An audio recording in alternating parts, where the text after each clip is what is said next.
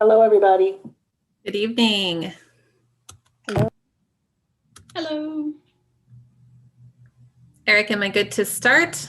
You are now. Okay. Good evening, everyone, and welcome to the April 12th meeting of the Ames Community School District Board of Directors. I will call the meeting to order and entertain a motion to approve the agenda. I move we approve the agenda as presented. Second. Moved by Perez, seconded by Franzen. All those in favor say aye. Aye. Hi. Aye. Opposed, nay.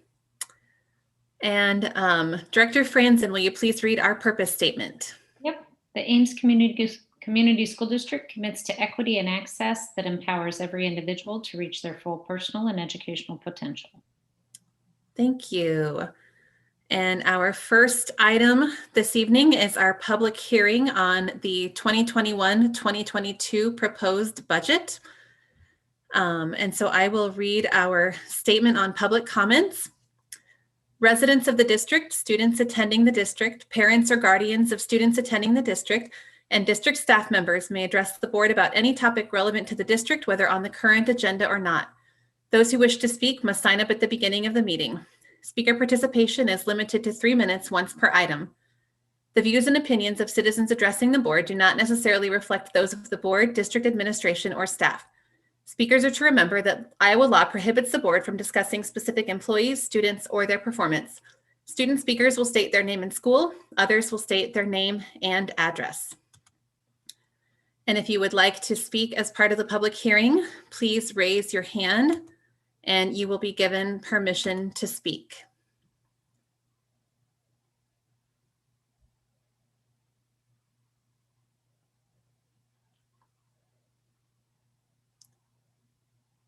Okay, I do not see any hands raised, so we will go ahead and close our public hearing and move on to our COVID-19 update. And I will turn it over to Superintendent Reisner and Dr. Arnold. Thank you. Dr. Arnold has our local conditions. Yes, good evening. I'm happy to share an update on our COVID status in our buildings and our local and school metrics. So our first slide shows the COVID positives and quarantines in our school. Today, there are 9 students positive for COVID-19 and 40 quarantining due to being identified as close contacts. We have seen an increase in positives following spring break, and subsequently our quarantining numbers have also increased. There were a couple of positive cases in the schools that resulted in unmasked close contact exposure through breakfast, lunch, or recess activities, which contributes to towards that 40 quarantining. Additionally, we have a couple of large families who are all also quarantining, which has pushed our numbers up.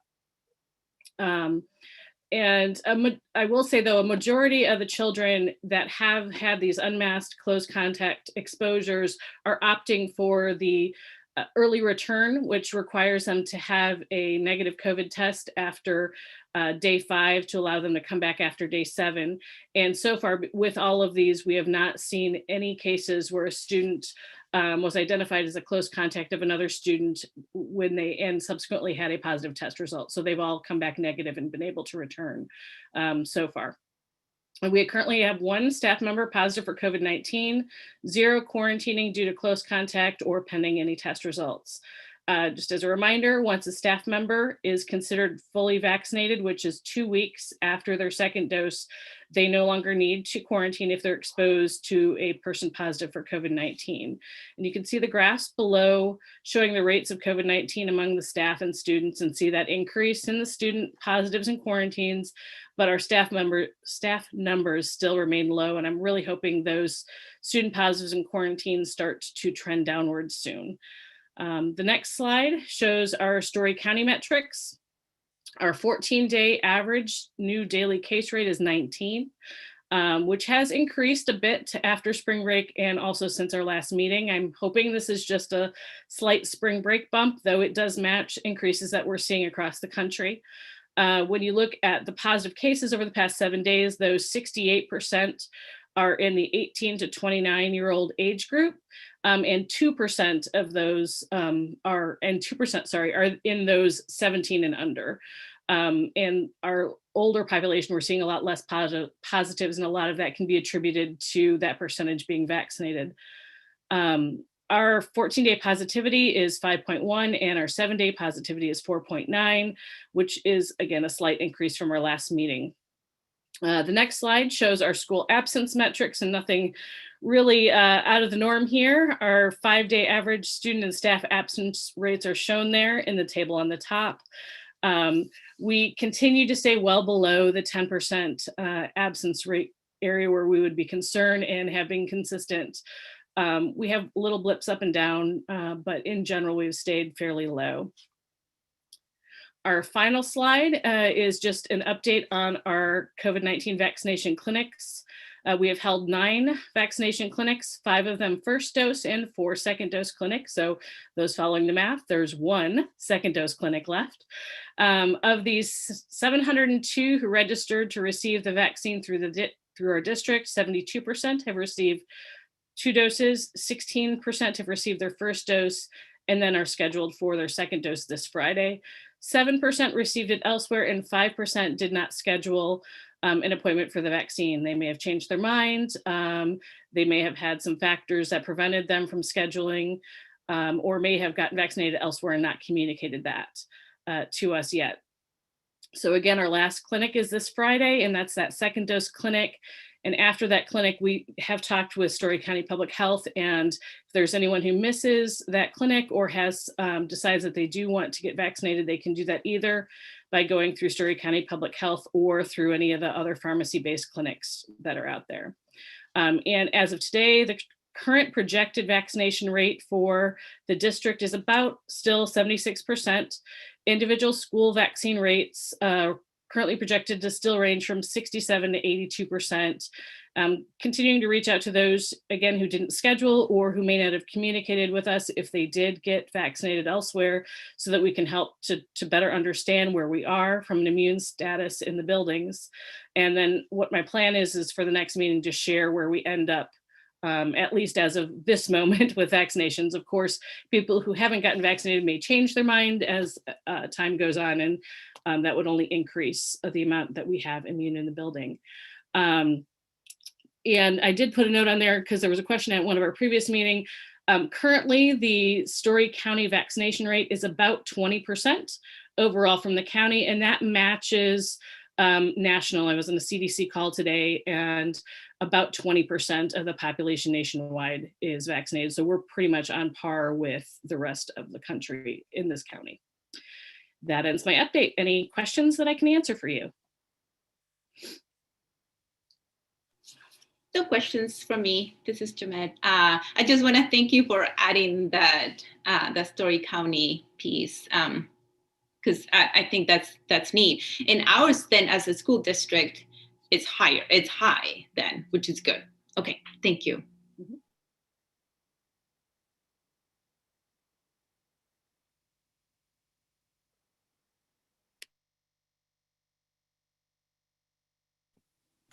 All right, so we will go to our COVID-19 expenditures, and Chris Stensland. Good evening, board. They do that to me every time. Turn that off. So we've settled into a routine on expenditures. So there's nothing really significant about March related to what we've spent out of the ESSER 2 funds. I do expect April to be a little higher. We had to pay for the second semester of Ingenuity, and we had some cleaning supplies that we purchased. So April might look a little higher. Probably the big news at this point is the DE is holding a webinar tomorrow morning regarding ESSER 3 funds. And we did get those allocations today. We will get just under $3.8 million for the ESSER 3, of which 798,000 has to be set aside for learning loss recovery. And we'll get more information on that. It looks like there's some specific things regarding that learning loss that we have to abide by, but we'll find out more tomorrow afternoon. And that's what I know about ESSER funds at this point. I can say that we did have a Department of Ed superintendent's meeting today and went over the same presentation that's going to happen tomorrow. And what we have currently planned to date within our recovery, our learning recovery plan would meet the requirements to this point.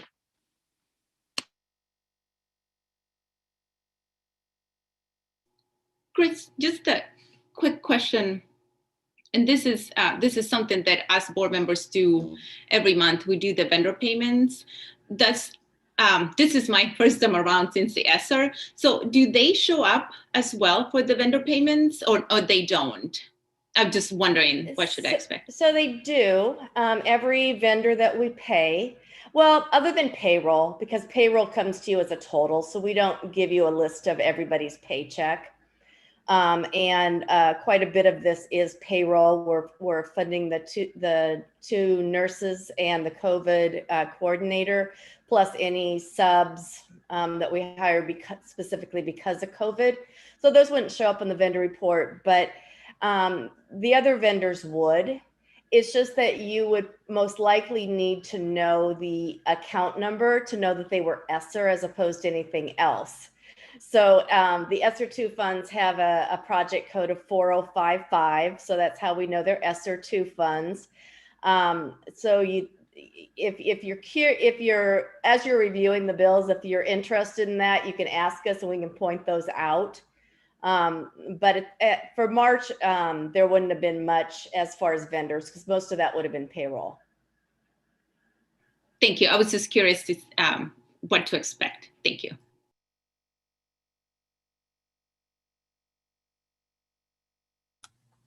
Any other questions on the COVID-19 update? Okay, then we will take any public comments on the COVID-19 update. So if you have a comment just on the COVID-19 update for right now, please raise your hand and we will give you permission to speak.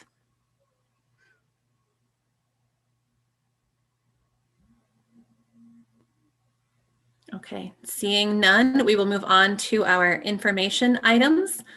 And it's the McKinney-Vento Education of Homeless Children and Youth 2021 to 2024 grant. And Dr. Jones, I will turn it over to you.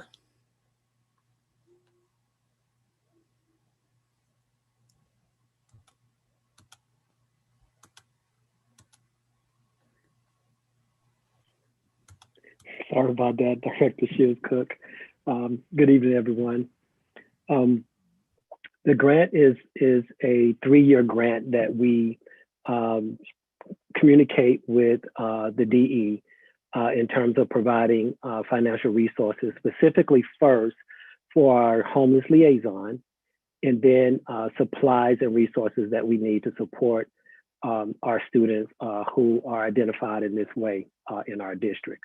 And so the purpose of this grant is to be able to provide the funding for this need in our district. And so the grant that you see here that was presented to you tonight is to provide information to you with our needs in the district. And so let me know what questions that you may have concerning the grant.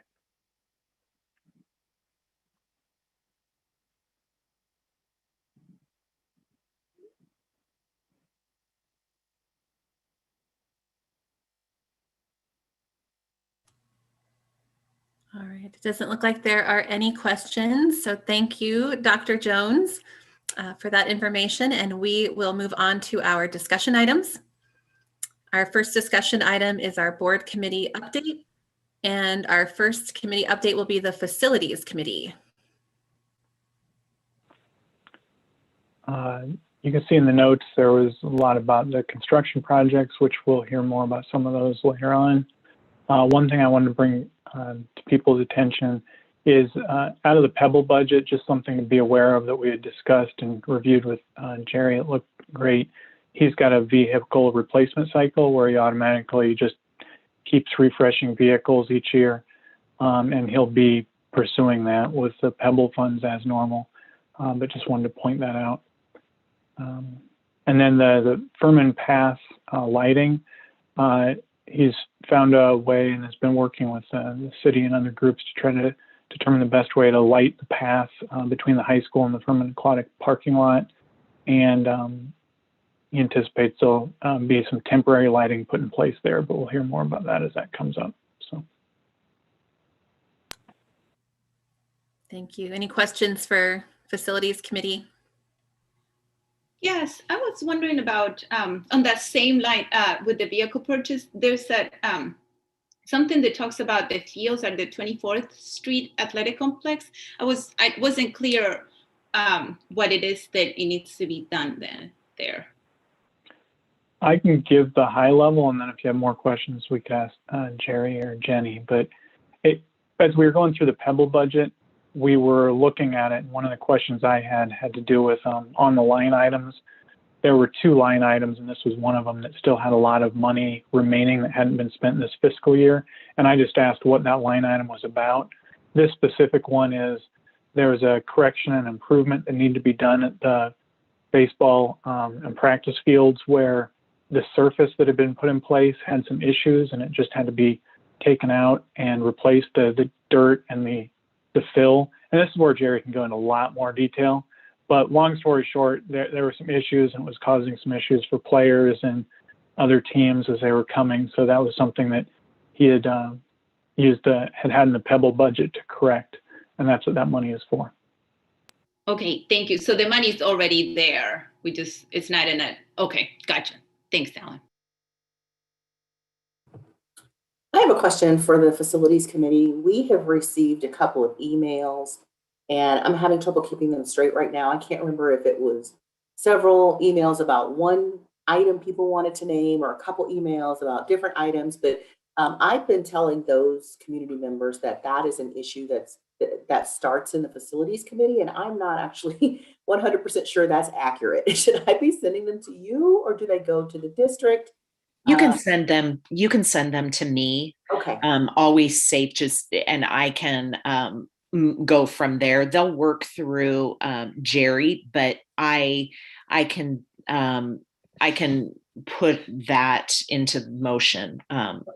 once I get that information. Yep. Thank you.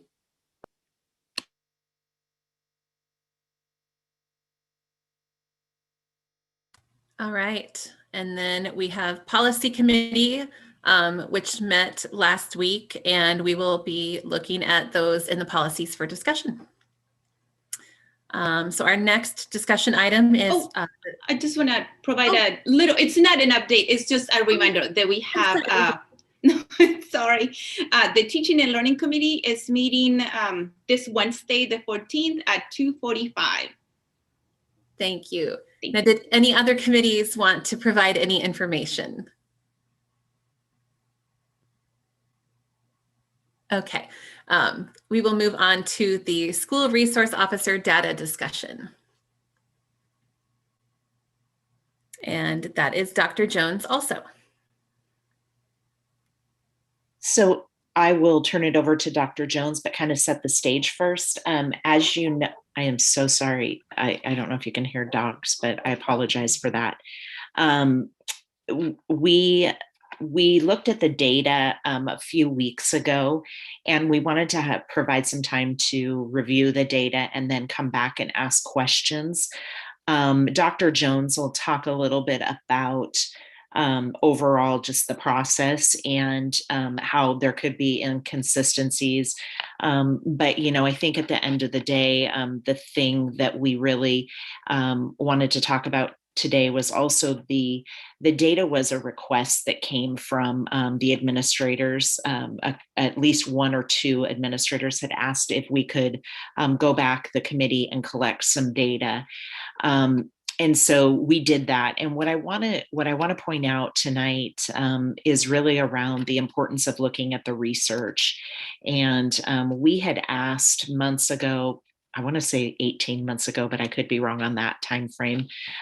We as a board had really asked some tough questions of the equity committee, and the equity committee did a really thorough job of looking at research behind SROs and looking at the history and the outcomes. And so that information was brought back. And as much as, we want to talk about, it's hard to separate the people from the whole entire research body that's there. And so I want to just make sure that what I say is very clear tonight in terms of we have made a commitment as a district to, with our equity work, to really look at data, but also to look at the research behind that. And I would be amiss if I didn't call to the attention of the board just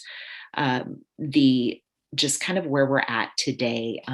When we started this process, it was very clear that we didn't have a common philosophy. We didn't have a common use. None of that was in place for SROs. And without that, it's not a good situation. And what we've learned is we've seen that in action. And because we're not using SROs consistently in the same way. And so, at this time, I'm really feeling that the SROs are not in a good situation themselves, nor are we as a district. And thinking about it, I have to keep kids first and really think about what are we doing and who is it impacting, and it's a question that you've heard as an admin team we ask all the time, and this is one that we've asked ourselves as a leadership team, a district level leadership team, who's not benefiting from this. And when we pay attention to what the research says, we can't turn away from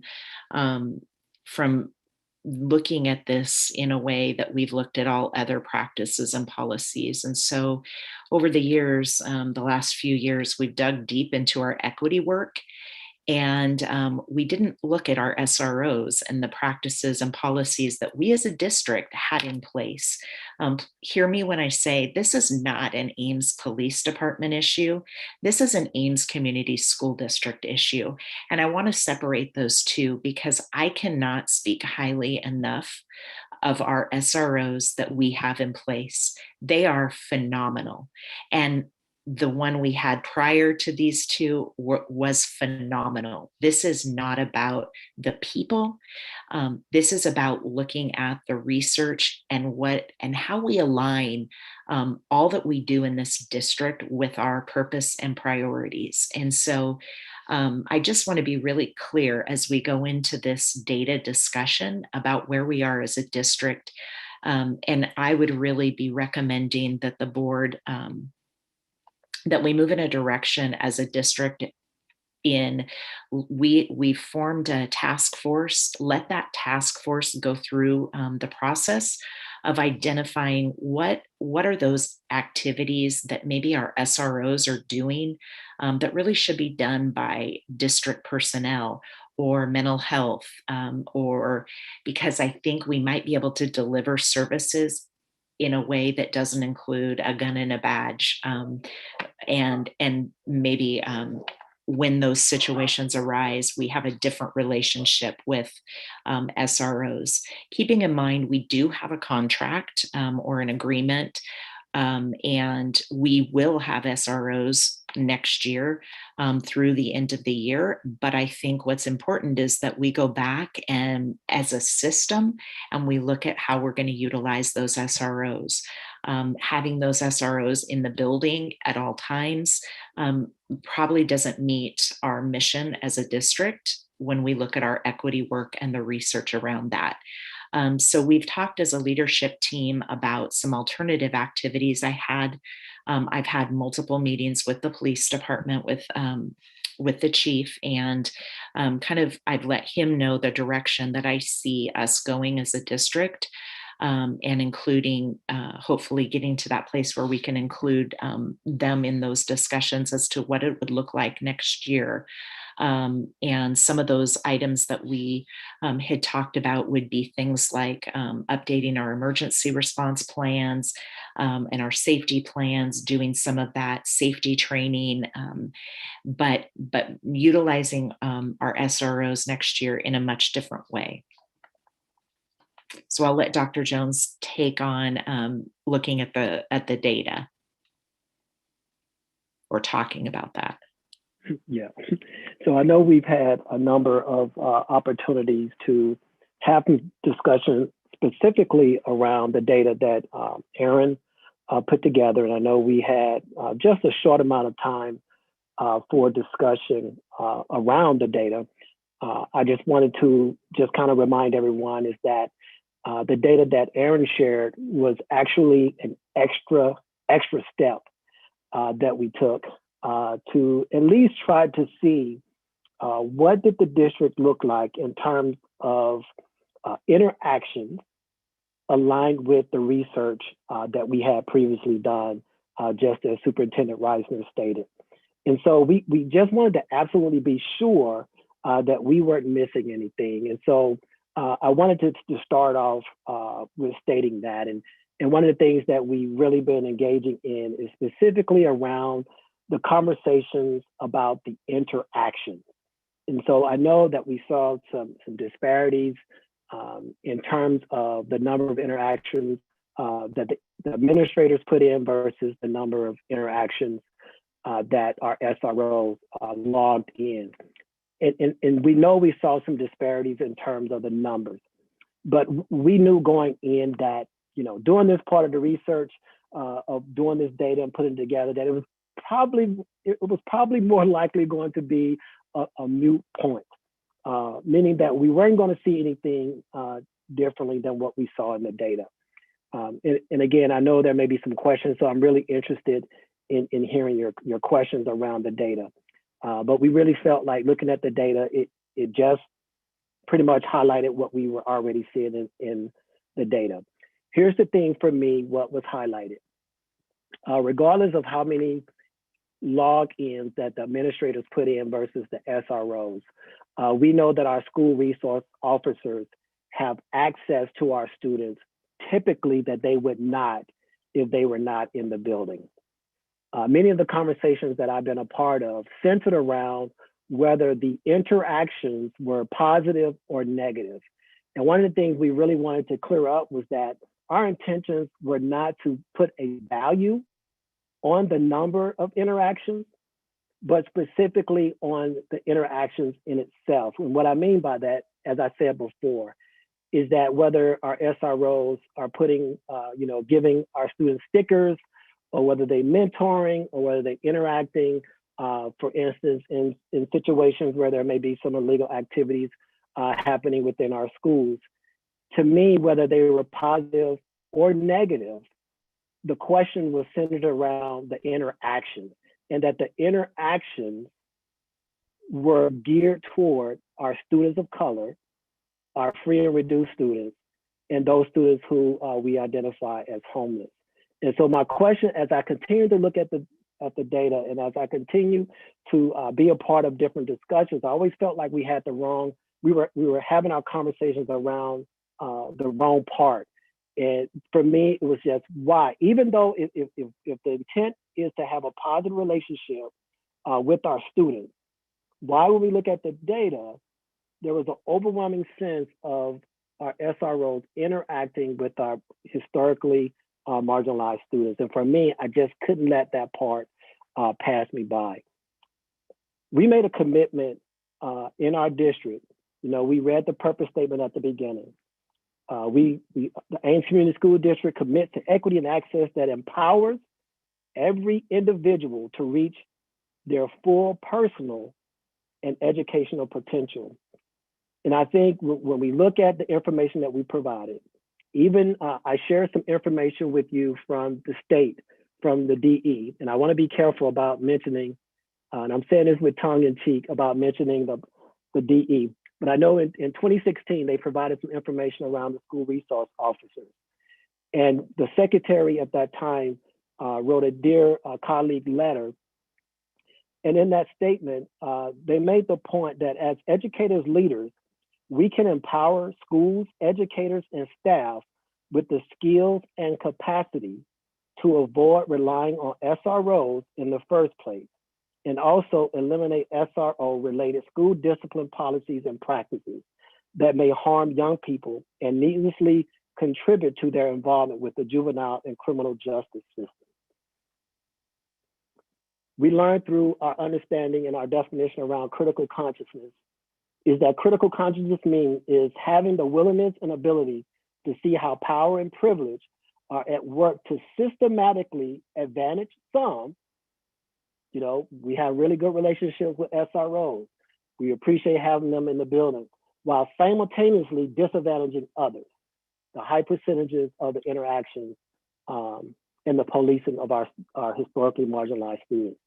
So we have been mandated as a district to address those areas that we see where some of our students are advantaged by decisions that were made, and at the same time, some students are at a disadvantage. And so what we wanted to do through providing this data is to have more central conversations, but I think we're past that now. I think the research has proven it. I think we've seen glimpses of it in the data that we provided to the district, and I think it's time for us to make a decision to empower our district to be able to respond in a way that's equitable in terms of school discipline for all of our students. And so I'm very interested to your questions, specifically around this topic and especially around the data.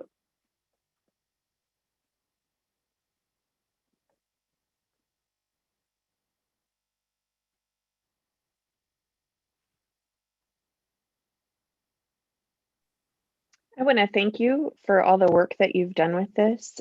I know this conversation has been going on a very, very long time, and it's good to move toward a resolution.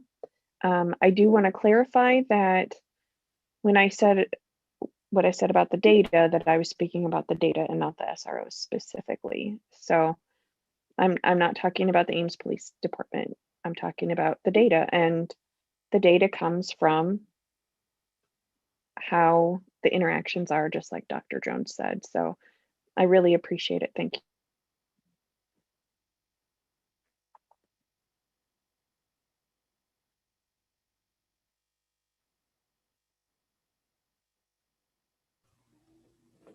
I don't necessarily have a question about the data at this point. I do have a clarifying question for Superintendent Reisner. When you said we will have SROs next year through the end of the year, do you mean the 2021-22 year? I had to close my eyes and think about our current year. So right, this is because right now it's 2020. Yes.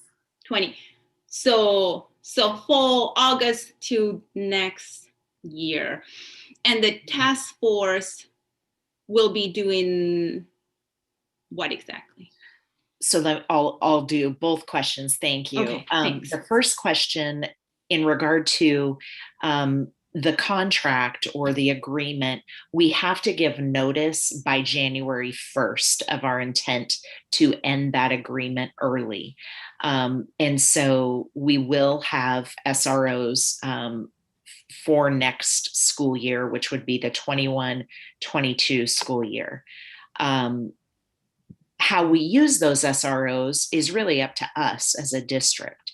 And so that's where we talked about the task force coming in, because what we're doing, some of the things that we're having SROs do right now are things that we can most likely have our own staff doing. Things like bathroom checks, lunch duty, those types of things. Those are things that our own staff should be doing. And so how do we utilize the SROs in a way that we are more in line with our district purpose and our mission and vision? And so that really is where we talk about safety planning and safety training and doing some threat type assessments and utilizing SROs in a different way. Of course, if there's a need to call the police, if the buildings have an emergency situation, whatever that looks like in the building, and there's a need to call the police, we would call those SROs first. And we talked about the SRO's home base would be at the district office versus in the building. So it changes the look of it a lot. And then again, we would have them doing more district level work for next year as we, work through some of those safety plans and things like that. And then if there's an emergency, they would be that first line of response. And following that up, would the task force be ready, you think, for August? So it's starting August, they would start this new phase. Yes, exactly. So the task force will have a couple of heavy duty months to dig into this, and then they'll be bringing forward some recommendations. So that could look like, we have the SROs are responding to some mental health concerns, and so how as a system are we going to address that with additional resources and support? So that's kind of how that works. Those are great questions, and Dr. Jones is leading that task force. So I'm gonna be quiet for a minute and give him a chance to answer any more detail that he may want to answer. So the task force job specifically would be to examine other school districts and examine research in terms of how can we fill the gaps in place of our school resource officers. One of the things I provided for those that I've asked to be a part of the SRO task force is I provided them the equity committee minutes. I provided with them articles that we've read so far. And so this task force is going to embed themselves in learning about the history in terms of policing in schools. And then they're going to also read information in terms of what was the intent of school districts partnering with school districts in the first place. And so we understand that impact and intent are very different. And so we want to make sure that our SRO task force have that grounded in terms of the research. But then, we've invited teachers, administrators, school family advocates, classroom teachers, community stakeholders to be a part of us coming together and saying, hey, what do our schools need? And how can we work to make sure that we're meeting the needs of our students? We want to make sure that it's grounded in research. We want to be creative. We want to look at other districts who have attempted to do this and learn from their districts as well, and then present to the board something that's sound, that's long lasting, way beyond us being here.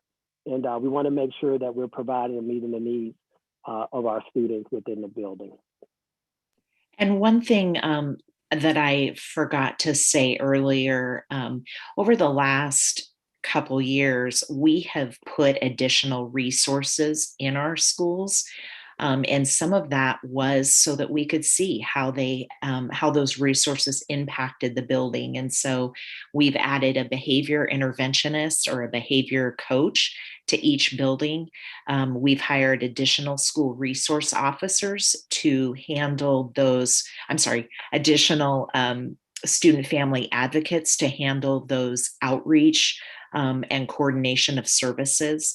And so those are some of those supports that we put in. And then this task force will be looking at the outcomes of those, and were those effective? And then are those things that we need to increase in terms of resources and services?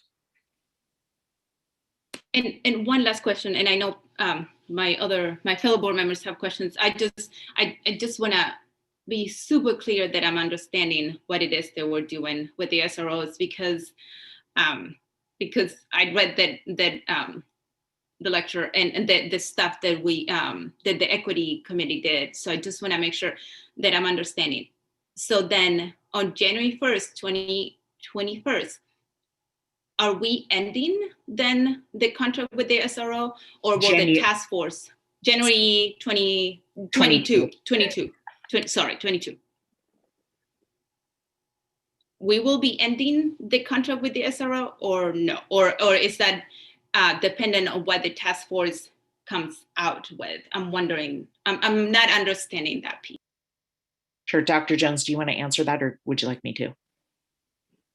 Yeah, so my understanding is that we will be making a decision January. We have to present to the board whether we want to continue with the MOU, the memorandum of agreement with the Ames Police Department, and we will make a recommendation to Superintendent Rising, and Superintendent Rising will make a recommendation to the board, to my understanding, to discontinue the partnership with school resource officers, and at the same time present how we're going to fill those gaps.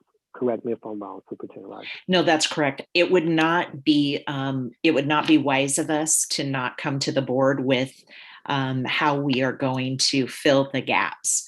We've heard loud and clear from several of the principals that there will be gaps to fill. And so we want to ensure that by next year, when we make any recommendation to the board, that those gaps are filled.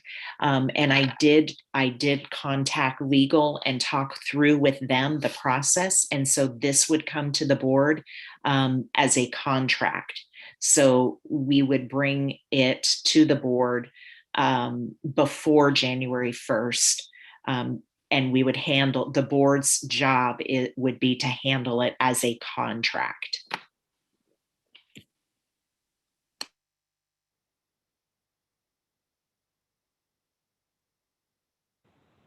One follow-up, Dr. Jones, real quick. You had described a little bit the task force makeup. Could you describe that in a little bit more detail, like the number of people? And for example, Superintendent Reisner just said there's some principals that identified there might be some gaps. I'm guessing they're on it. But just could you describe a little bit more detail, the size and makeup of that task force? Yes.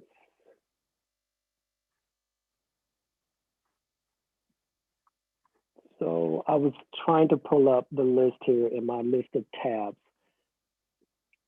There would be approximately about 12 to 15 members. We have included both of our school administrators from the secondary, the middle school and high school principal would be a part of those teams. Superintendent Reisner, as well as Dr. Jeff Hawkins, will also be a part of that, so they could be a part of those conversations and be aware of how the SRO task force is going. We also have included 3 classroom teachers that will represent each grade level. Also, those teachers are also a part of our SEL committee, who are looking at curriculum. We also have our behavior specialist from the district coordinator, who will also be a part of that team, who also has a very heavy background in special education, as well as leading the work around PBIS as well. So we'll have that lens. We have our school family advocate involved, our school resource, our school counselor, and then we have some stakeholders from the community. And so we tried to make sure that we were involving different stakeholders. The only one, Director Beerbaum, that I'm still going back and forth with right now is that it would be interesting to see what it would look like to have some student representatives on to be a part of that. But for me, I've struggled because our students weren't a part of making that decision, you know? And so we're asking them to be a part of making the decision possibly to replace them, to replace SROs, But on the other side, and again, I'm just letting you into my the way I'm processing involving our students. But on the other side, that we really want our students to be a part of this voice, because they will be able to speak clearly in terms of what they would need in the buildings. And so there is a potential that we would add 3 more members to the SRO task force that would include students. Thank you. That's a great description. Personally, I love the idea of students, and that one of the reasons I asked was it sounds like you've involved a lot of the groups that would be filling the gaps, as well as a lot of the groups that are helping to identify the gaps. And I would agree. I think students are probably a key one there that we oftentimes forget. And, you know, you ask a student in the high school where the gaps are, and they're going to give you a list of every gap they can think of, and they'll have some that you never thought of. So thank you. That sounds like a great makeup.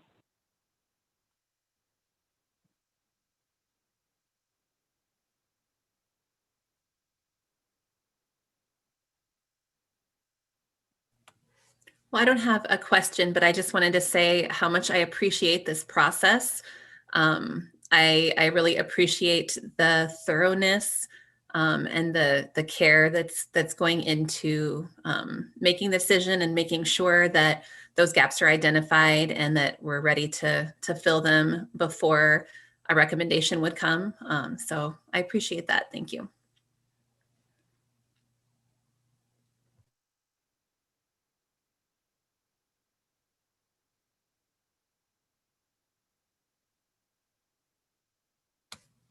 All right. If there aren't any other questions from the board, we will go ahead and take any public comments. Oh, sorry. Go ahead, Director. So I wanted to just let everybody have a chance to speak if they want. I do want to share some thoughts. So just as the person who's been chairing the equity committee, as we've been having this conversation, I wanted to just be sure the board had some clarity and that the community had some clarity around this issue. And so I too want to start by thanking people. My husband calls this the victory lap, right? I want to thank the teachers that brought this issue to the board, you know, several years ago, right? Like that was a really brave, scary thing to do. And I want to thank them because that really was the spark that started all of this. I want to thank the city of Ames and the police department for helping us, you know, and being open to having this conversation and their commitment to doing what we needed to do to make sure all of the students were safe in all the ways people can be safe in our buildings. And I appreciate that. I also want to especially acknowledge Aaron and Dr. Jones for all of the work that they put into this, you know, in many ways kind of being in a tough spot, right? And so I want to thank them as well as everybody else at the district who helped with this. But I guess part of what I want to acknowledge is that from the equity committee perspective, this was always an interesting question because it was never really up to the board, right? And so what we were doing was trying to, you know, give extra people power to help the district be able to kind of navigate this question. So by providing as much information as we could. And so from my perspective, as a researcher, as someone who works in criminal justice, somebody who studies, you know, the school to prison pipeline and all of that, I was always willing, my goal was always to follow the data. And it was my sense that everybody else on the committee was also just wanting to follow the data. And I would have supported the decision wherever it led us, right? I didn't have a preordained, we got to get these people out of here. Oh no, we got to keep them. I was always willing to go where the data went. And I just want to acknowledge publicly that, frankly, I have been surprised. I studied the school to prison pipeline, but not SROs in particular. And so I was surprised by the data, quite frankly, or the literature, right? I was surprised by the findings in the literature. They were much more complicated than I anticipated. And frankly, I was surprised by our own data. I would not have guessed what the data revealed, right? So I want to acknowledge that. But what I want to say is that what I'm taking away from this and what I hope our community takes away from this is what we've really uncovered are district level issues, right? It's for me, I cannot stress that enough. These are not Ames police issues. These are Ames Community School District issues. And so who's ever going to be sitting in these seats in January, I want somebody, you know, if it's not, if the board doesn't look like this, to remind those people this is a district level issue. And what I feel it's important to acknowledge is because even though we're going through the socio-political climate where the nation is having this conversation about the police, that's not what we are doing here. And in some ways that conversation makes this conversation more difficult. I just want to share that going through this process has clarified in stark relief that the district still has serious structural issues it needs to address around ensuring educational equity in our district. And so for me, yes, this conversation is about SROs, but we would have the same conversation if we were talking about bus drivers or the lunch people or whoever it is. What I feel like this whole conversation has uncovered are these structural issues. And so because of the literature, our data, and everything else everyone has said, I want to be on the record that I am in full, complete support of removing the practice of using the SRO program in our schools, because I think our own data shows that it's inconsistent with our priorities and our values. And so I just want to be on the record that I support removal for those reasons. And I wasn't going to say anything else because Director Benkin, you're so good, and I never want to take away from anything you're saying. But I feel like you threw me a ball, and I catch it. I got it. I'm too. I would like to be on record saying that I also support. And again, Director Benkin said it so well. I don't want to repeat what she was saying, and it's definitely not about who the SRO is. They all change. That's got nothing to do. It's the system, right? We're talking. This is what we ran. We ran to tackle this system. This is our job, and this is how I've always seen my job. So I also support the removal of the SROs.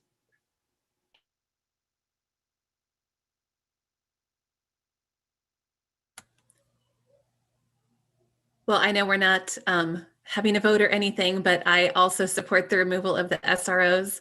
Really, like Dr. Benkin said, the literature review was all that it took for me to feel that it's not in the best interest of equity for our students. And everyone else, yeah, Director Benkin said it beautifully, but I am in agreement with that, and I'm really grateful that we're moving forward with this process.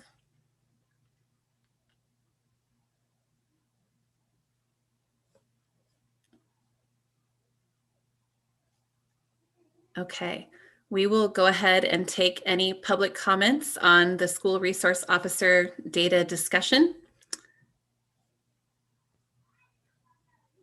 And Anita Rollins, you have been given permission to speak. Thank you. My name is Anita Rollins, 3714 Woodland Street in Ames. I am speaking on behalf of the Ames Youth and School Action Team, or ASAT. ASAT is a nonpartisan and apolitical group of concerned citizens whose intention is to shine light on racial and ethnic disparities that exist within the Ames Community School District. Thank you for tonight's updates. We are making an additional statement about the SROs and what the SROs are reporting about their engagement with students. We want to reiterate that the data shows evidence that SROs are interacting with Black students, students on free and reduced lunch, English language learners, and our homeless students at a disproportionate rate. Black students are approximately 10% of the total student population. So for the sake of illustration, if there are 10 students in the hallway, only one would be Black. District data suggests that even though there would be only one Black student, 45% of the SRO's interactions would be with that student. Another example, again, 10 students in the hallway, only 3 would qualify for free and reduced lunch, but 70% of SRO interactions would be with those 3 students. Positive or negative, these actions can make students feel targeted. In fact, research repeatedly demonstrates that the type of interaction does not matter. For instance, in a 2016 peer-reviewed study by Therio and co-authors, when considering data from nearly 2,000 middle and high school students across 12 schools, they found that more SRO interactions increased students' positive attitudes about SROs, but decreased school connectedness. So while we applaud the Ames Police Department for wanting to build relationships with area youth, we encourage them to find other ways. Since the presence of SROs works against student academic success, and because the value of their presence is not supported by research, student reports, teacher observations, or our own data, there is no reason that the ACSD should subsidize these efforts. As a result, we repeat our request for 1, the immediate removal of SROs from our buildings, 2, an immediate review by the Teaching and Learning Committee of building and teacher discipline practices, and clear and transparent identification of who is responsible for implementing and monitoring them, and 3, an investment in restorative practices, equity dedicated licensed facilitators and counselors, and consistent and frequent evaluation of disciplinary practices by teachers, other staff members, and administration. We look forward to the board and district's student-centered action. Thank you. Thank you, Anita. Is there anyone else wishing to speak? Okay, I don't see any hands raised, so we will go ahead and move on to our policies for discussion. And just as a reminder to the board and the public, under our new process, we have identified if a policy is a new policy. We have identified if there are any changes to from the IASB model policy. Most of these are model policies. I think we did have one, I don't know, Superintendent Reisner, were you planning to have Stephen talk about the one that was a little bit different? I don't think Stephen is on. We weren't. That's fine. But we certainly could. I can pull up my notes on the other page here too. Are you talking about the internet appropriate use? That one? Yes, or the... that was the one. Goodness. My general recollection was that we modernized the language. Can I say it that way? That was my recollection from it, Sabrina. Yes. Stephen had commented that the language was somewhat dated. Mm-hmm. The IASB language was dated, so it was just Stephen modernized it. Yes, but the spirit of the policy is the same as the IASB model policy. Yep, that's my recollection. Thank you. Mm-hmm. Does the board have any questions on the policies for discussion? I have a quick question on the student directory information, and it's not necessarily, I don't even know if we can talk about this. It's not necessarily about the policy, which I think it's great to have it. I'm just wondering, we do not have a directory now. Is that, because I remember at one point there was one and then it wasn't given to the parents. So I wonder what's the plan? What are we doing, or what we'll be doing now that we're introducing this this policy? Do you want me to go ahead and? Oh, do you want me to go ahead? Go ahead, Chris. Sorry. I can take a stab at that. Thank you. Director Colton, you're correct. We used to have a directory, and then we were informed if we didn't actually print a directory that it wouldn't be a public document. But since then, legal counsel has ruled that if a document can be easily produced out of one of our technology systems, and the person is willing to pay for the time to produce that we would create a public document. So we've had that request just recently, and that's what kind of spurred the review of this. So we just wanted to make sure that we defined what pieces are considered directory information. So for instance, this request we had gotten, they wanted email addresses. Well, the only email addresses we have are the district provided email addresses for students. And those are provided strictly for an educational purpose, not for any other purpose. So we wanted to make sure that even though FERPA says we can give out student email addresses. We wanted to make sure that that wasn't something we okayed to give out. So I don't, if Superintendent Reisner has anything else to add, but. That's exactly, yep. So will we be compiling this information and like giving it to all the first graders? That's not the plan? No, because once we do that, it is a public document that we have to produce at will. The person that asked for that, we shot them back a quote of how much that would cost to create that document, and they have not responded that they want to pay that and get the information. Okay, understood. So it's just that if someone asks for it, we can give the information listed on the policy.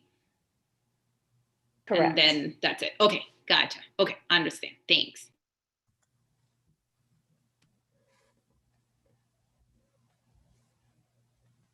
Any other questions?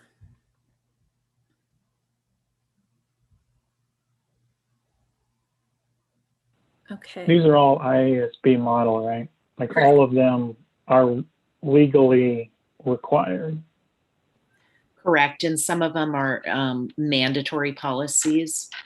So Okay. that, yep.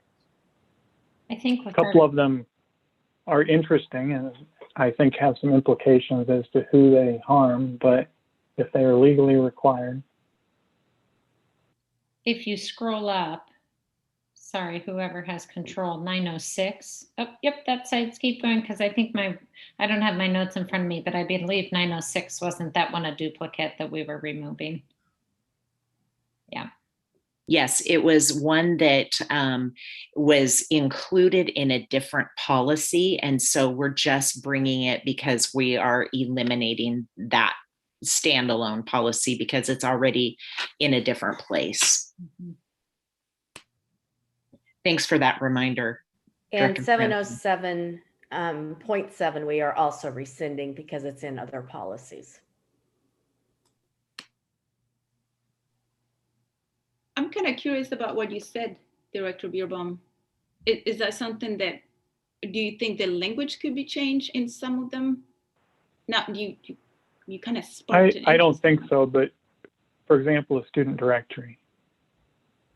Would that be a problem for students that maybe are not legally in the country? That you could go to the school and ask for a list of where they live? Or we took out to the way that you protect that information is we took out the place of birth. So the place of birth is one of the recommended things through IASB, but we took that out. And so that's where you would be able to identify that information. That's a great question, Alan. The other, just, I know you're thinking and you're going to say something, just a quick thingy. The information can only be given out if the person that the information is asked of agrees to it. Is that correct? It's an opt-out. It's not, so you would have to tell us no, otherwise it's a yes. Does that make sense? Oh, okay, good. That we should probably totally hammer that one out then. Chris, that we should let people know. Yeah, why don't one of you explain where it is the opt-out process happens so people are clear on that. Thank you. Quickly, that happens during registration. So when we ask students to register, we give them the option of opting out of having directory information shared.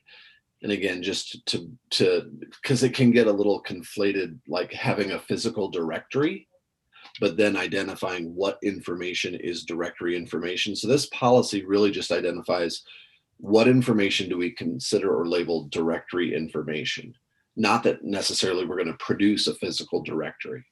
And if you don't want your information to be able to be accessed as directory information, that limited number of things that we say are generally accessible to the public, you can opt out of that during the registration process.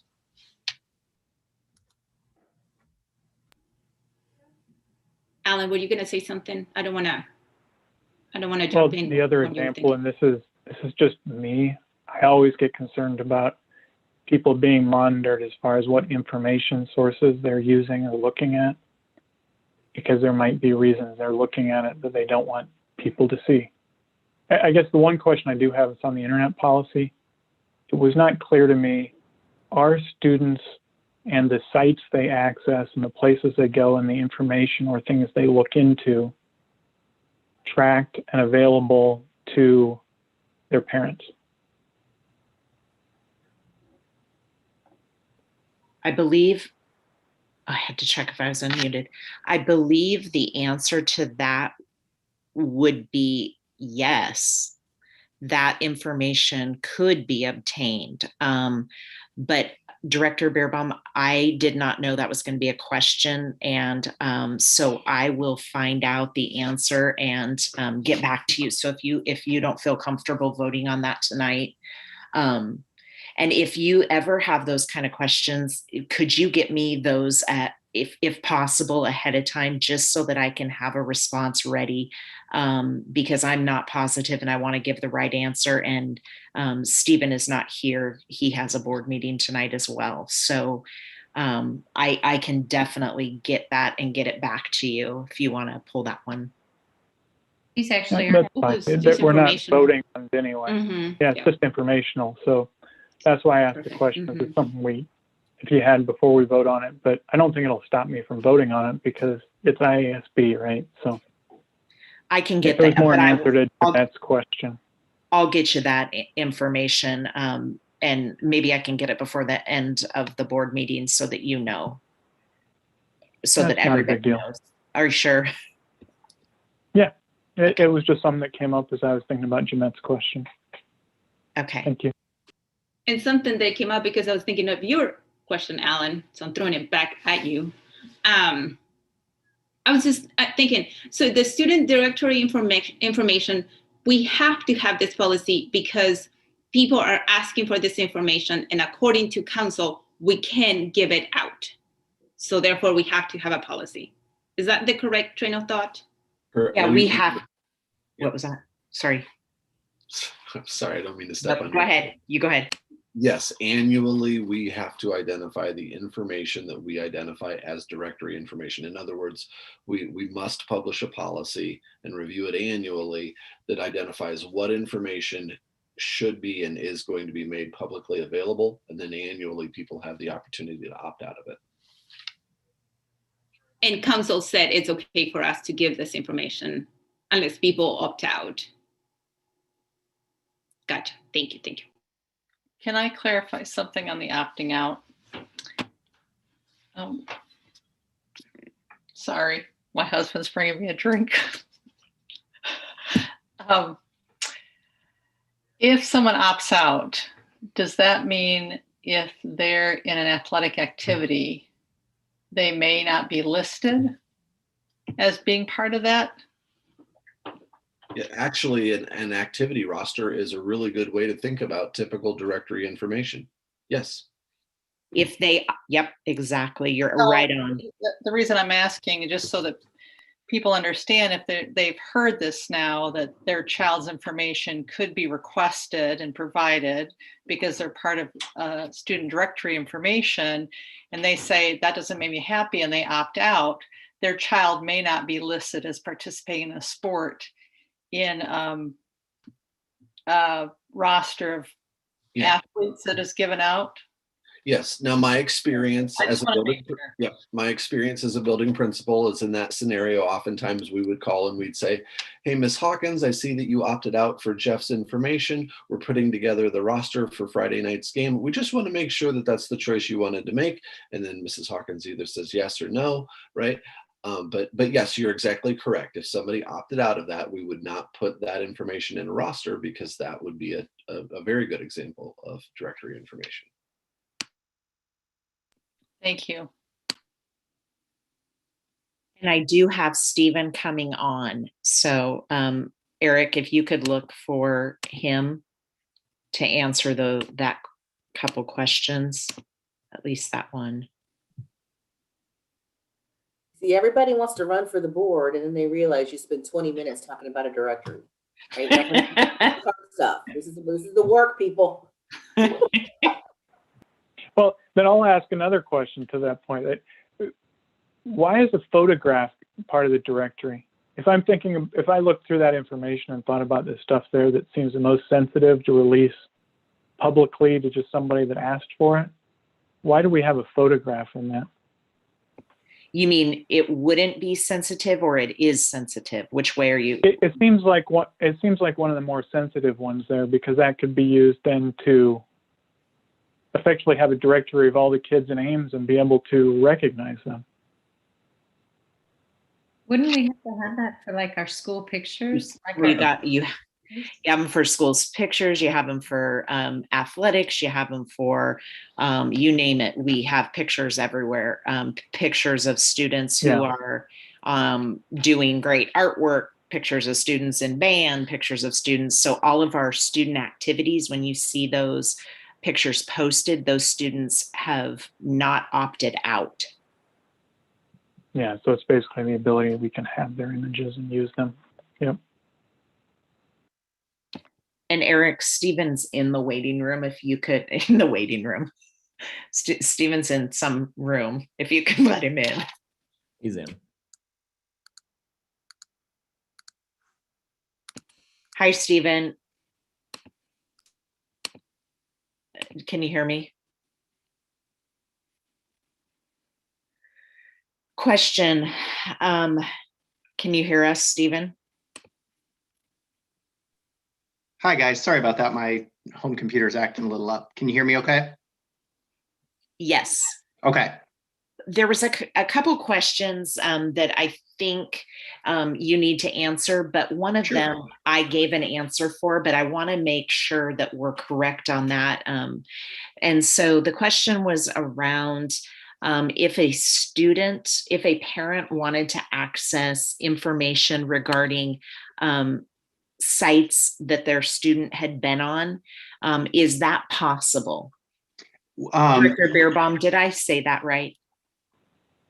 Yeah, it's effectively, I couldn't tell from the policy, Stephen, are we just doing filtering to prevent access to certain sites, or are we doing tracking and maintaining long-term records of sites that have been visited by specific students? So in answer to your question, we have for all of our students are on Chromebooks now. So we use a tool called GoGuardian that allows us, it does track records, and it does create, it does keep a record of what sites are visited as long as they're right on their school issue device and on their Google account. That is accessible to our administrators and pretty much administrators and myself. We do not have a parent portal. However, we disable the ability for families to delete their internet history, or for students to delete their internet history. So any family can go on a Chromebook and open up their child's history to be able to see, which is essentially the same thing, minus some of the alerts and stuff that we can get from the GoGuardian tool.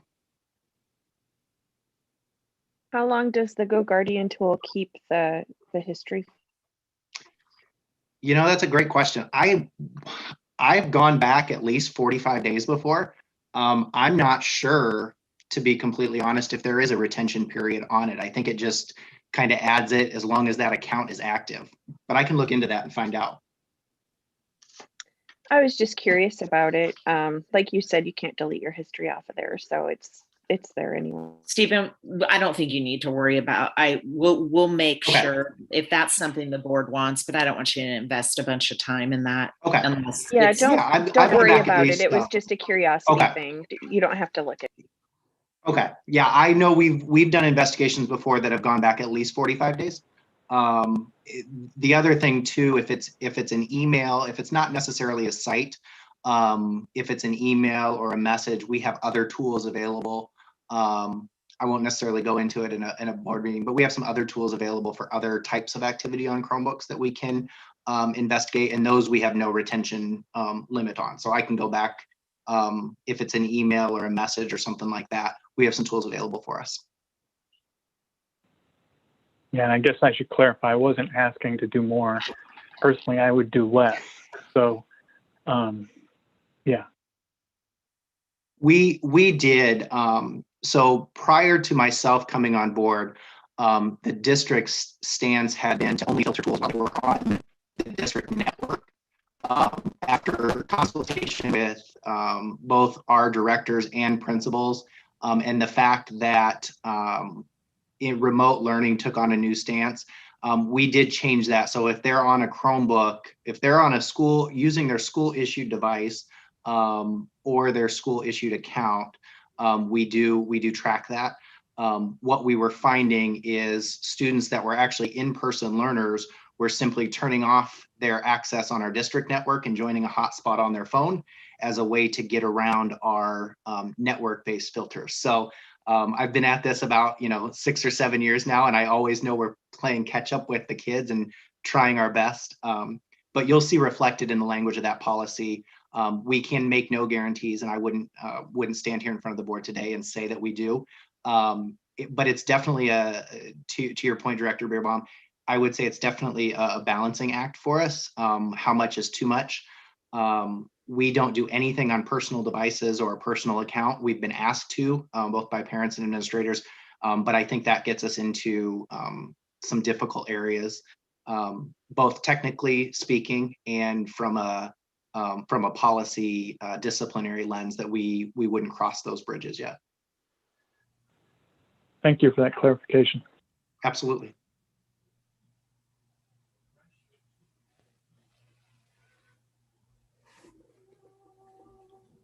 Any other questions from the board on the policies for discussion?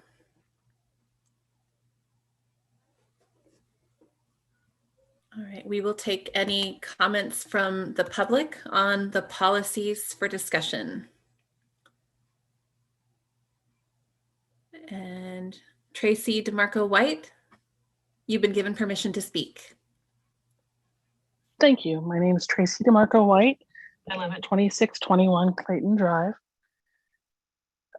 I have, in the past, I managed ISU's public directory information, and I have concerns about the birthday being made available to everyone.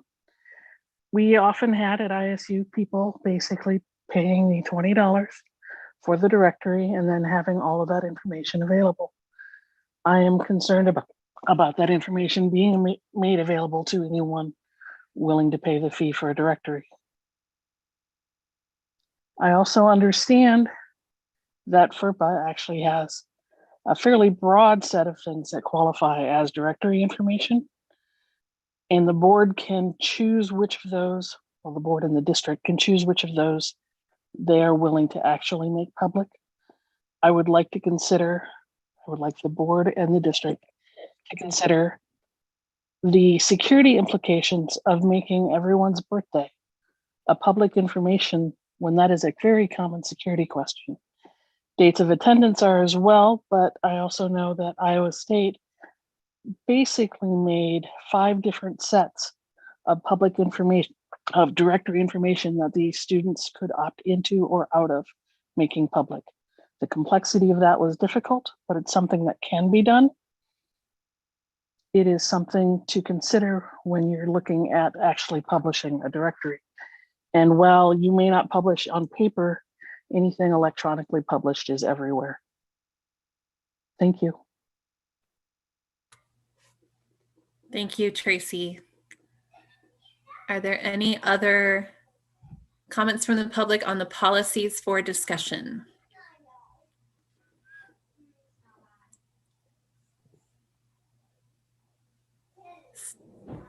Okay.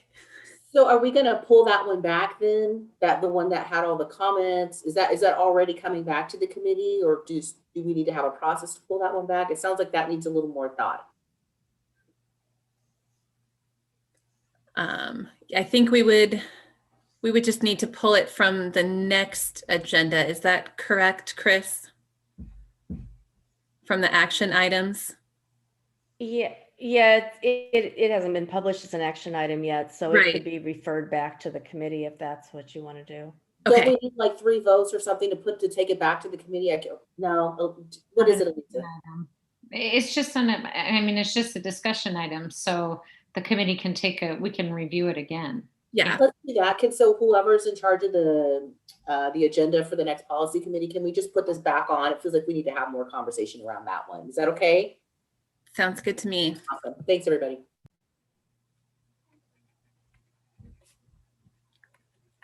Okay. Thank you for that. All right, we will go ahead and move on to our public forum.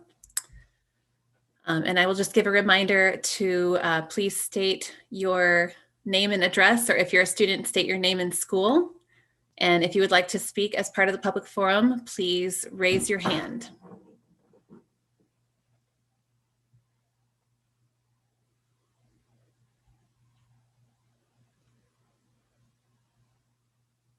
Okay, I don't see any hands raised, so I will go ahead and close our public forum and we will move on to our consent items. And do I have a motion? I move approval of the consent items. Second. Moved by Beerbaum, seconded by Linkaitis. And Superintendent Reisner. Gifts to the district, Toyota Dealer Match Program, Northminster Presbyterian Church, Hope Lutheran Church of Ames, Marilyn R. Johnson, and Almaco. Thank you. It's been moved by Beerbaum, seconded by Linkaitis. All those in favor say aye. Aye. Aye. Aye. Opposed, nay. Passes 7-0. Contracts. Oh, I'm sorry, that was action item. Moving on to our action items, we have our 2021-2022 proposed budget. I move the board adopt the 2021-2022 budget as presented. Second. Moved by Beerbaum, seconded by Perez, I think it was. Discussion.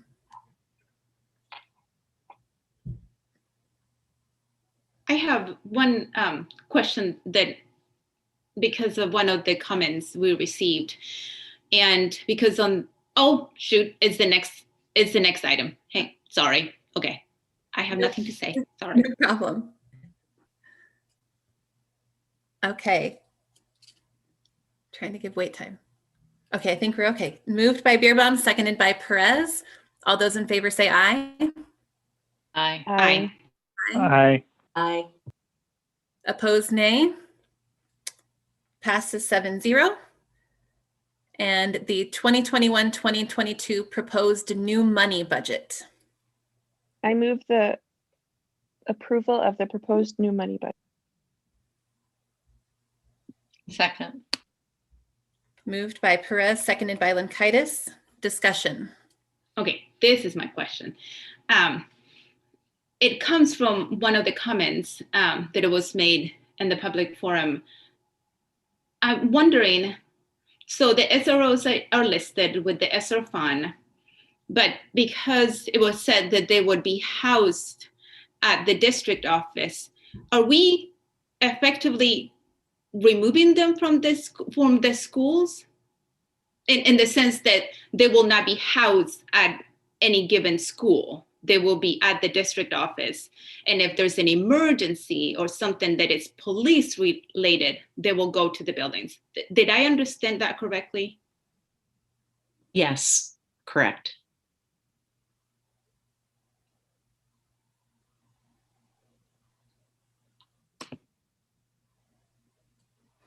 I couldn't see you, Jeanette. I'm sorry. Yes, thank you. Okay, Thank you. Yeah, that's what I understood. I just wanted to make sure that I understood it correctly. Thanks.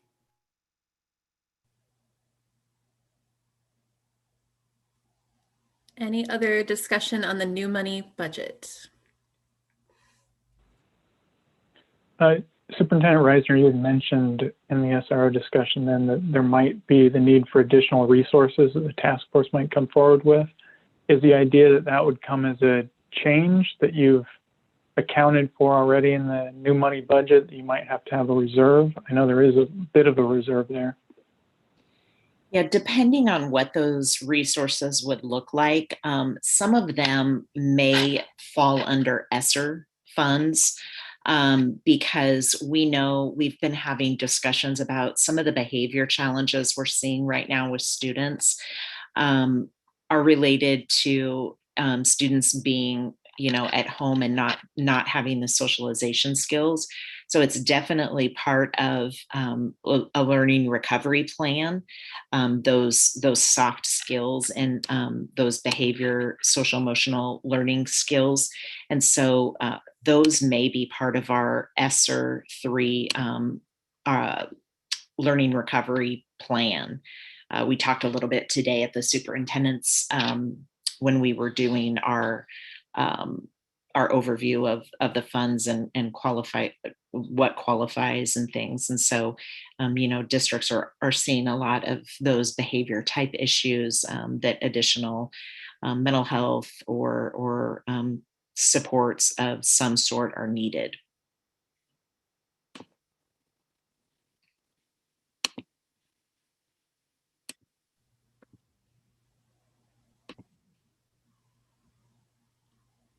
Did that answer your question? Yeah, I was just thinking about anything that might change from this proposed budget. And I mean, the most obvious one is there's no teacher contract really yet, but that's a big ticket item, I'm sure, from this. So. Yeah, but that's why it's proposed, right? We'll come back with the final new money budget later, correct?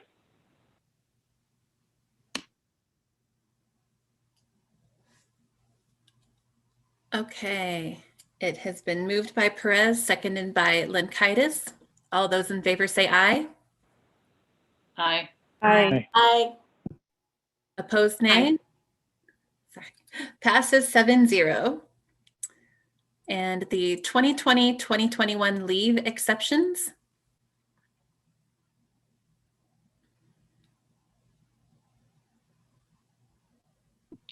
I move the board waive policy 303.4A to allow a 1-year carryover of 5 additional days of unused vacation for administrators as of June 30th, 2021, which must be taken prior to the first day of school or they will be forfeited. Second. Moved by Linkaitis, seconded by Colton. Discussion.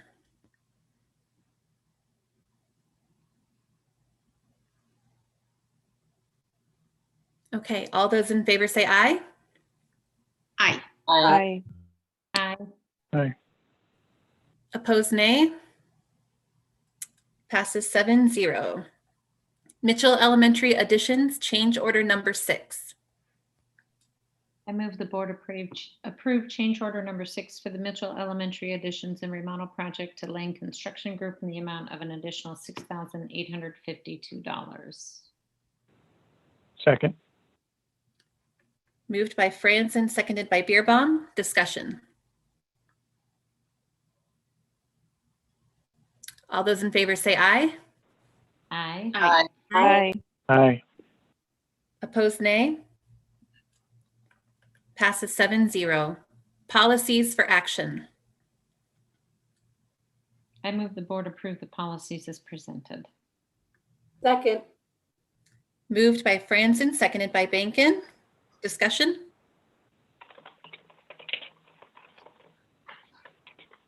All those in favor say aye. Aye. Aye. Aye. Aye. Opposed, nay. Passes 7-0. Items from the board. And we have added a new, this will be a regular item just to help us manage any board requests for staff. I think the only questions that came up tonight were resolved, so I don't have any items on my board requests for staff. Staff, if you heard something that I missed, please let me know. I know, I just want to just real quick with an item from the board, just to thank the district for pulling off this crazy year. As we kind of all start to, I know we're in the last quarter and we start to wrap up, and I'm just feeling so grateful and thankful. It hasn't been a perfect year. It hasn't been the year that anybody would have, wanted, but I'm so grateful and thankful that the district has been able to come together and pull together this amazing learning opportunity for our students in the midst of this pandemic. I mean, it's really a fantastic thing that you've all done. And so I just wanted to acknowledge that that was on my heart and just to say thank you. I just have a quick question that I don't want answered today because it's not on here, but I just wondered if I think today and last Friday were the last opt-in day. Will we get to see then our final numbers, how we balance out? Okay, thanks. That's all. I just have a quick clarifying question, and I swear I am paying attention. So which ones are the policies that are going back? Is it 2 policies that are going back to the policy committee? Is it the directory and the internet one? Or just what I heard? Just the directory is all I heard. Okay, thank you. Okay, that I was wondering. Thanks. Did you want the internet one to go back? Oh, I'm okay. What do you think, Alan? Are you good with that one? No, I'm okay with it. I mean, they're IASB policies, so. Okay. Yeah, no, directory is great. I just didn't know if I was hoping for directory and then internet was the one. So thank you. Superintendent Reisner, I hate to interrupt. Online registration opens on Monday, and that current directory proposal is reflected in online registration. With the board's permission, what I'd like to put in there is just a little caveat that this policy is currently under review by the board. Just because I don't want to hold up online I understand the need to take it back to committee, but I wanted to make sure that we could continue, at least put the proposed language with the caveat at the top that this language is under review by the board and subject to change, if you guys would be okay with that.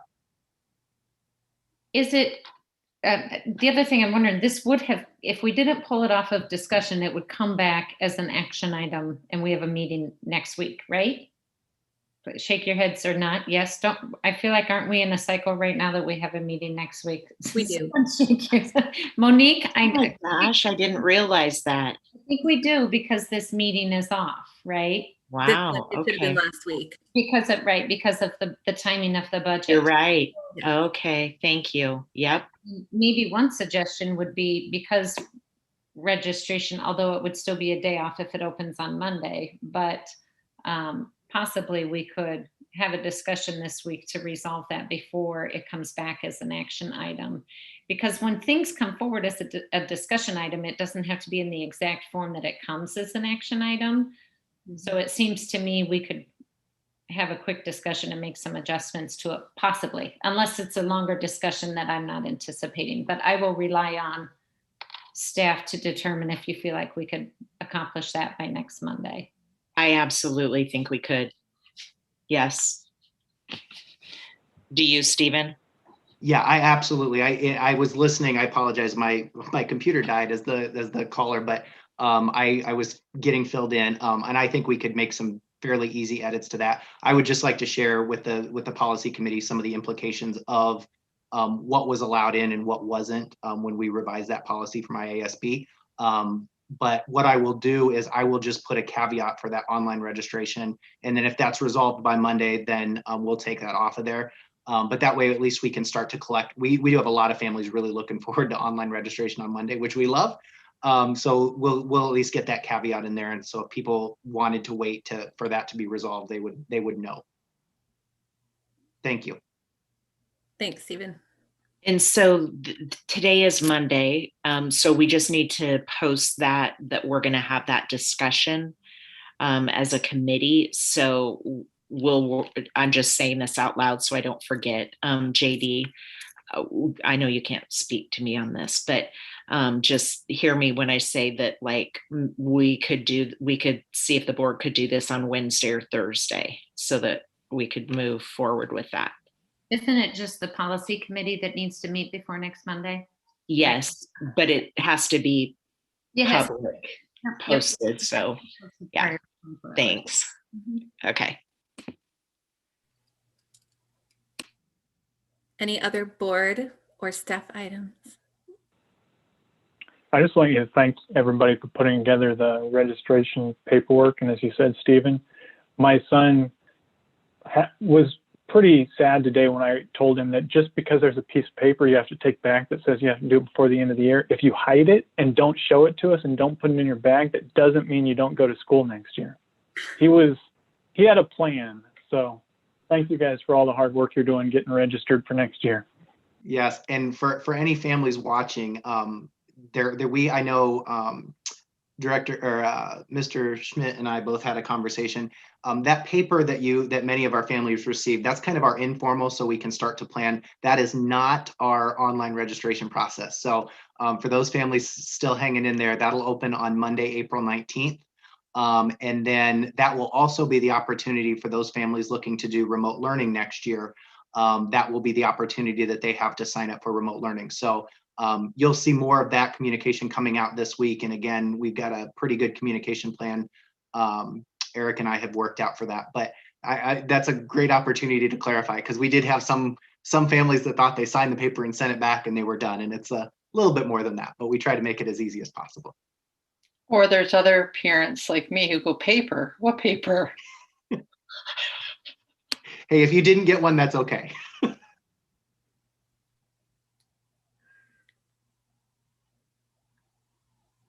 Any other items from the board?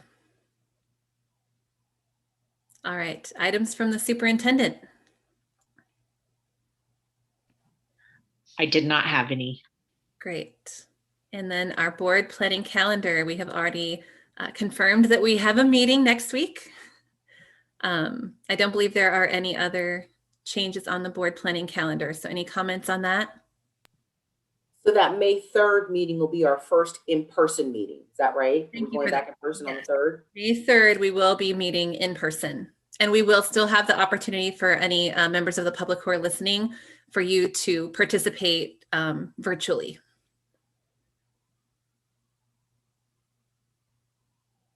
All right. If there's nothing else, I will entertain a motion to adjourn. I move we adjourn. Second. Moved by Beerbaum, seconded by Perez. All those in favor say aye. Aye. Aye. Aye. Opposed, nay. All right. Have a wonderful evening, Bye, everyone. everybody. Thank you for Bye.